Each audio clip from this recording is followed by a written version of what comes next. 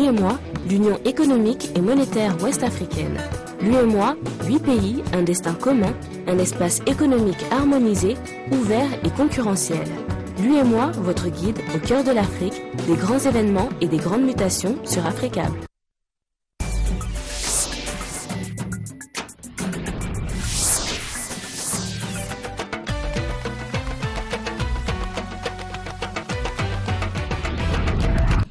Nouvelle édition sur Africable Télévision. Bienvenue à toutes et à tous. Voici les titres de ce journal. Le village d'Anefis, à une centaine de kilomètres de Kidal, est totalement sous le contrôle de l'armée malienne. Une dizaine de rebelles tués et une vingtaine faits prisonniers. C'est le bilan des combats qui avaient éclaté très tôt ce matin lorsque le MNLA avait avancé son dispositif dans cette zone. Nous irons en Tunisie où le procès des militantes femmes a été reporté. 3 activistes au sein nu comparaissent devant la justice tunisienne. Un délit passible de 6 mois de prison, de quoi alimenter la colère de leurs camarades. Et puis Niger avec le coup d'envoi demain jeudi de la 9e édition du tournoi de lutte africaine de la CEDEAO à Niamey. 14 pays sur les 15 de l'espace y prendront part. Confirmation faite ce matin lors d'une conférence animée par les organisateurs dans la capitale nigérienne. Mesdames et messieurs, bienvenue sur Africable Télévision. En ouverture de ce journal, le Mali, le village d'Anefis, à une centaine de kilomètres de Kidal, est totalement sous le contrôle de l'armée malienne. Une information donnée par l'état-major qui annonce également avoir abattu une dizaine de rebelles et fait prisonnier une vingtaine d'autres. Des combats avaient éclaté dans la localité très tôt ce matin lorsque le MNLA avait avancé son dispositif dans cette zone, considéré comme le dernier verrou avant Kidal. Nous y reviendrons plus en détail dans nos prochaines éditions. Toujours sur la situation à Kidal, le Conseil national des jeunes du Mali a organisé une conférence de presse cet après-midi pour faire savoir la position de l'ensemble des jeunes du pays face à la situation qui prévaut à Kidal. Pour le CNJ, des négociations avec le MNLA n'est qu'une perte de temps et qu'il faut en découdre avec ce mouvement rebelle. Selon le Conseil national des jeunes, l'heure de la mobilisation a sonné et que c'est le moment plus que jamais d'apporter un soutien aux autorités et aux forces armées. Écoutons à présent son président au micro de Daouda Kamate et de Seydou Niari. Ce qu'il faut retenir de cette conférence, c'est l'appel à la jeunesse du Mali de se retrouver. De se retrouver plus que jamais parce qu'il est question du Mali. De se retrouver plus que jamais parce que nous avons laissé tout derrière. Nous avons laissé les événements du 22 derrière et nous devrons penser aujourd'hui à l'avenir du Mali. Par rapport au problème du Nord, nous sommes d'accord.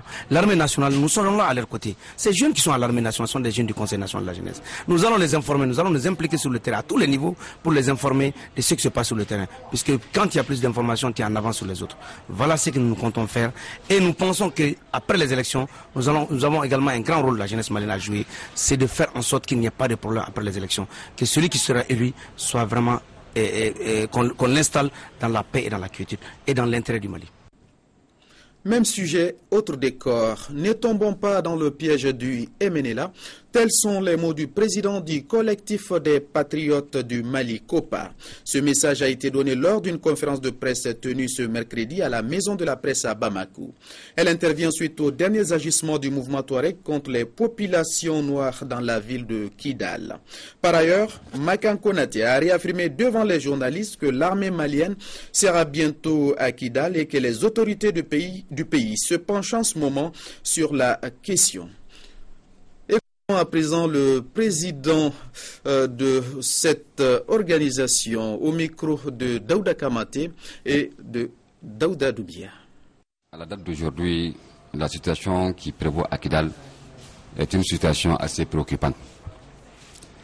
Et donc, par rapport à cela, il y a eu des événements récents où des populations civiles noires ont été prises en partie par les éléments du MNLA, avec des exactions sur ces populations-là. Et nous pensons au niveau de notre collectif que c'est un piège que le MNLA est en train de tendre aux autorités maliennes. Pour ce mouvement terroriste, Il s'agirait d'amener la population malienne à se révolter contre les Touaregs, les Arabes, bref, tous ceux qui ont la peau blanche. Nous pensons que c'est des messages qui ne peuvent pas passer. Et c'est pourquoi il est important pour nous, au niveau de notre collectif, de faire croire à l'ensemble de la population, de chercher à préserver la sécurité de ces populations tamashek, touareg, arabes qui vivent parmi nous, mais qui n'ont pas pris des armes. Le MNLA est un mouvement terroriste que les Touaregs eux-mêmes ne reconnaissent pas. Donc il va falloir que le peuple malien ne tombe pas dans le piège du MNLA. À propos toujours de la situation à Kidal, c'est au cours d'une conférence de presse tenue ce mercredi que le président de l'URD, l'Union pour la République et la démocratie, Soumaïla Cissé, a condamné avec la plus grande fermeté les exactions commises à Kidal. Je vous propose d'écouter un extrait de sa déclaration au micro de Diakadi Diatangara et de Daouda Doumbia. Je voudrais vraiment devant vous condamner avec la plus grande énergie les exactions qui ont eu lieu à Kidal. C'est absolument intolérable et cela ne va pas dans le sens de l'histoire, et ne va pas dans le sens de la vie en communauté que nous avons toujours connue au Mali. Je tiens vraiment à les condamner de la façon la plus forte possible. La deuxième chose, nous soutenons le gouvernement dans sa quête de paix, dans les efforts qu'il mène pour que la réconciliation soit effective au Mali par les commissions qui ont été mises en place, dirigées d'un côté par M. Sokona et de l'autre par M. Dramé. Mais je tiens aussi surtout à soutenir l'armée malienne. Tant qu'elle se bat pour l'honneur et la dignité du Mali, elle peut avoir notre soutien, elle aura notre soutien. C'est pour ça que la situation à Kidal aujourd'hui est intolérable. Nous ne pouvons pas accepter que Kidal soit en dehors du Mali. Pour nous, le Mali est un pays unique, indivisible. Et tous les Maliens, j'en suis sûr, se battront jusqu'à la dernière goutte de leur sang pour ceci. Je tenais à le souligner très sincèrement. Mais il y a des négociations. Les négociations doivent continuer avec des Maliens qui ont le sens de l'honneur, le sens de la dignité et qui acceptent et respectent l'intégrité territoriale du Mali. Voilà, vous venez d'écouter un extrait de la déclaration du candidat de l'URD sur la situation à Kidal. Faut-il y voir le remerciement de l'Afrique? François Hollande a reçu le prix Houphouët-Boigny. Une dizaine de chefs d'État et de gouvernements africains ont manifesté leur gratitude au président français en lui décernant le prix de l'UNESCO et qui récompense chaque année une personnalité qui s'est distinguée pour son action en faveur de la paix sur le continent noir. Une façon de rendre hommage au chef de l'État français pour sa décision d'intervenir militairement dans le nord du Mali. C'est devenu une tradition depuis 2009. L'État burkinabé donne des cours de management à ses hauts fonctionnaires nouvellement placés à des postes de responsabilité. La présente session de formation est prévue pour une durée de 4 jours. Jonas Bazier et Joseph Paré, nos correspondants permanents au Burkina Faso. Les cadres de la fonction publique burkinabé sont à l'école du management. C'est une session de formation destinée à ces managers nouvellement nommés en conseil de ministres. Vous savez, le management des hommes, la gestion des administrations publiques ne fait pas l'objet d'une formation particulière. Au-delà des formations de fond que nous recevons dans les écoles de formation professionnelle et dans nos universités, le management des hommes présente des enjeux particuliers. Donc c'est en vue de renforcer les capacités de ces hauts cadres-là dans le management directorial, c'est-à-dire la gestion des équipes, l'atteinte des objectifs par l'efficacité des outils mis à leur disposition que nous avons organisé cette session. Cette session a été instituée depuis 2009. Il s'agit de l'organiser régulièrement pour les principaux responsables de l'administration. Le chef du gouvernement burkinabé, Luc Thiaw, estime que ces formations pourraient, pourquoi pas, s'étendre à l'ensemble du gouvernement. Mais en attendant cela, pendant 4 jours, ces hauts gestionnaires vont s'approprier les outils nécessaires à une meilleure intégration de la dimension humaine dans leur rôle de manager. Le Fonds africain de solidarité en conseil d'administration à Libreville. La réunion de la capitale gabonaise ouverte ce matin a pour objet de promouvoir les investissements publics et privés des États membres du FSA. Les explications d'Ismaël Obianzé, Jean-Rodrigue Bigondou et de Yannick Edou du bureau africable à Libreville. Appelé à prendre part aux présents travaux de la 8e session du conseil d'administration du Fonds africain de solidarité, FSA, en abrégé, directeur et responsable des départements économiques des différents ministères et autres régies financières des États membres du FSA, objectif statuer sur l'arrêté des comptes de l'exercice 2013 au thème de la réunion du comité d'audit des différents États membres. Les interventions que nous faisons dans les États membres sont essentiellement destinés aux petites et moyennes entreprises dans le cadre du financement des investissements. Et nous nous intéressons également aux structures de microfinance, l'objectif étant d'aider les entreprises et ces structures de microfinance à pouvoir mobiliser des ressources financières pour financer les investissements. Créé le 21 décembre 1976 à Niamey au Niger, le FSA est devenu opérationnel en septembre 1979. Il compte actuellement 13 membres, dont le Gabon qui assure la présidence des organes statutaires pour l'année 2013. Le Fonds de solidarité africain, dans ses activités, a pour ambition de renforcer ses interventions dans ses États membres, en l'occurrence le Gabon.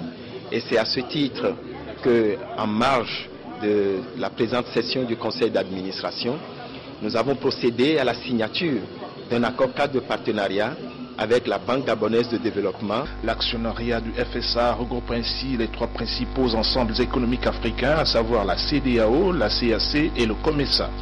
Cette particularité traduit en un point douté ce caractère panafricain du Fonds de solidarité africain et enfin un trait d'union entre les grands ensembles d'intégration régionale d'Afrique subsaharienne. Voyons à présent ce qui fait le reste de l'actualité en bref et en images. Une compilation signée Mahmoud Kabadiakiti. Nouvellement nommé à la tête de la mission des Nations Unies au Mali, Bert Koenders a quitté officiellement hier mardi ses fonctions de représentant du secrétaire général de l'ONU en Côte d'Ivoire. Avant de quitter Abidjan, Bert Koenders a évoqué le bilan de ses 18 mois de présence dans ce pays et a fait le point sur la situation ivoirienne. Quelques 150 hommes sur les 200 supplémentaires que le Congo a décidé d'envoyer à Bangui ont quitté Brazzaville hier pour la capitale centrafricaine où ils doivent participer aux opérations de pacification et de maintien de la paix. Il s'agit d'une unité qui est composée de policiers et de gendarmes. Son mandat est de 20 mois avec une mission bien déterminée. Le président burundais Pierre Nkurunziza a promulgué ce mardi 4 juin une nouvelle loi controversée sur la presse.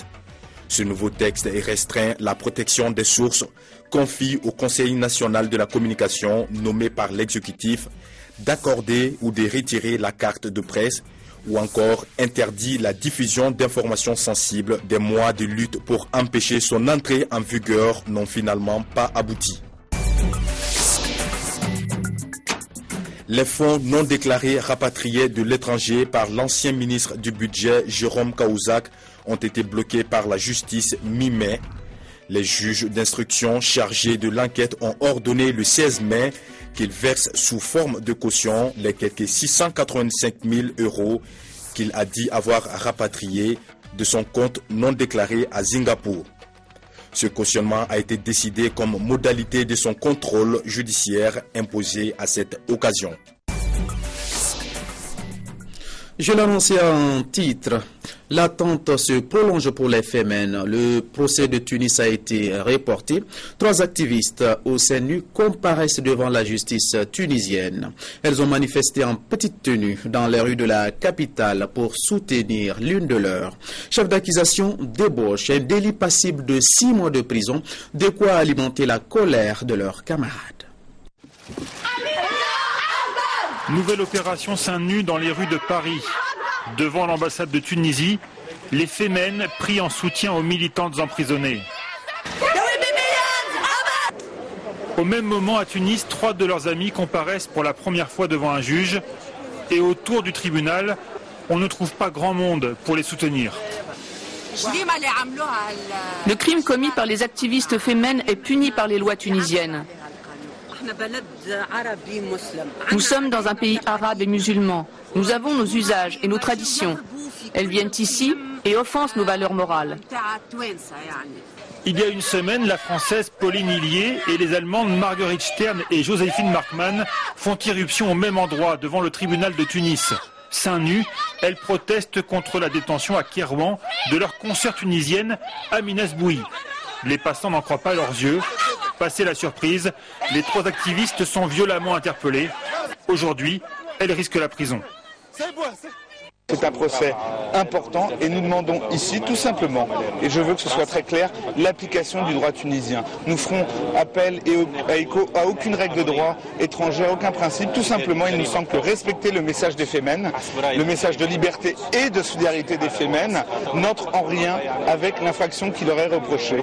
Les avocats des Femmes se disent optimistes. Le parquet n'a pas retenu le chef d'accusation d'atteinte aux bonnes mœurs et se fonde sur la notion de débauche. Le délit reste passible de 6 mois de prison ferme. Face aux Femmes, de nombreuses associations tunisiennes, certaines islamistes, se sont portées partie civile. Nous avons demandé à représenter certaines associations qui tiennent à prendre part à l'accusation. Nous n'avons pas consulté le dossier et nous réclamons un délai. Requête acceptée. Le tribunal a décidé de renvoyer le procès au 12 juin. D'ici là, les 3 Femmes restent en prison. Leur demande de remise en liberté a été refusée. Direction le Niger pour parler du coup d'envoi de la 9e édition du tournoi de lutte africaine de la CEDEAO qui sera donné demain après-midi à l'arène de lutte traditionnelle à Niamey.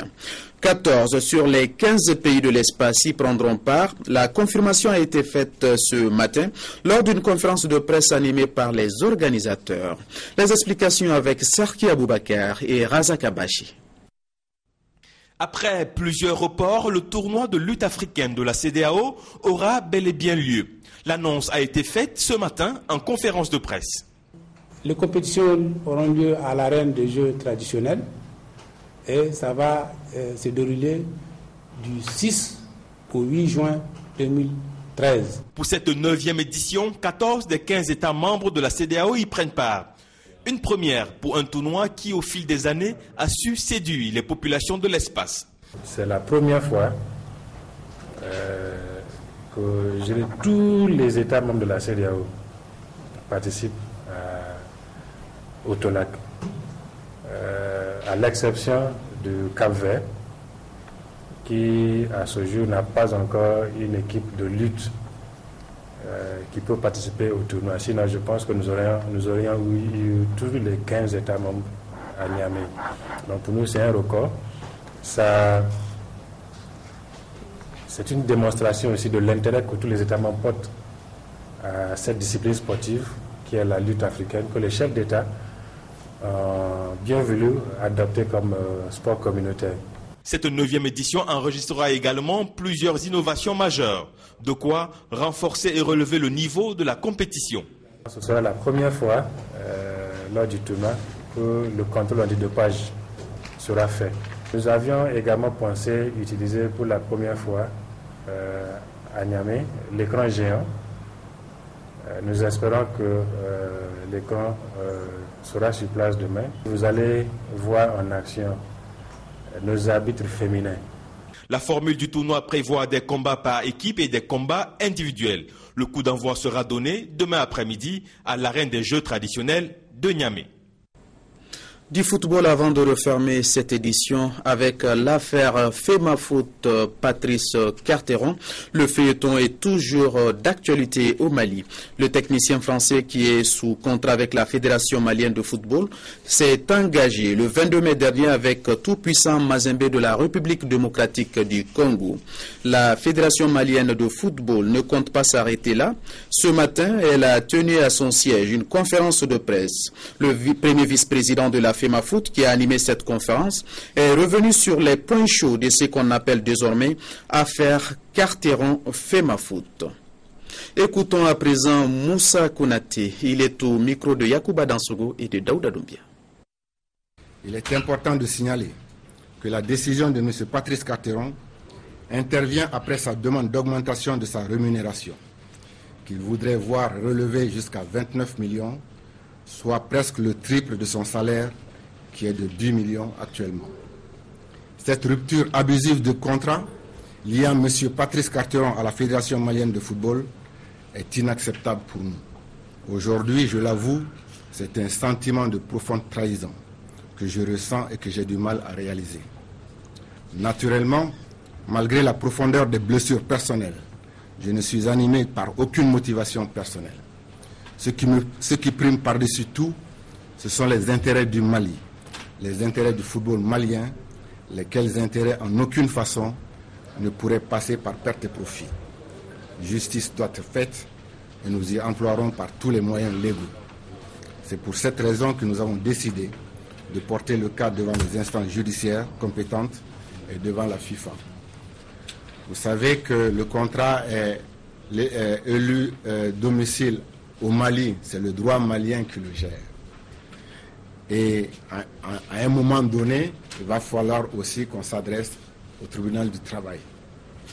Donc oui, nous avons introduit une plainte qui va arriver à la FIFA sous peu. On a commis un avocat à cet effet. C'est sur ce bras de fer Patrice Carteron, Fédération malienne de football, que se referme cette édition. Mais juste avant de nous quitter, l'information, c'est le focus sur la Guinée à partir de 20h30 que vous pourrez suivre. Également, vous pourrez suivre également votre émission de basketball rebond aujourd'hui à partir de 22h40 temps universel avec Aminata Mariko. Bonne suite de programme sur Africa Télévision.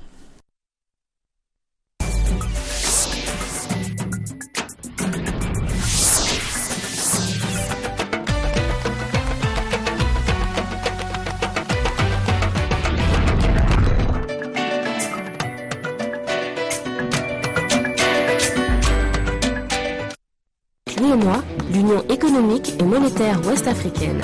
L'UEMOA, 8 pays, un destin commun, un espace économique harmonisé, ouvert et concurrentiel. L'UEMOA, votre guide au cœur de l'Afrique, des grands événements et des